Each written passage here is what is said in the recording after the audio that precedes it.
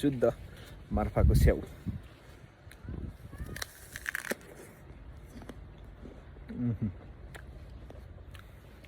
रमाइलो disco pub bar मात्रै जिन्दगी पनि हैन, नेचरसँग पनि रमाउनुपर्छ।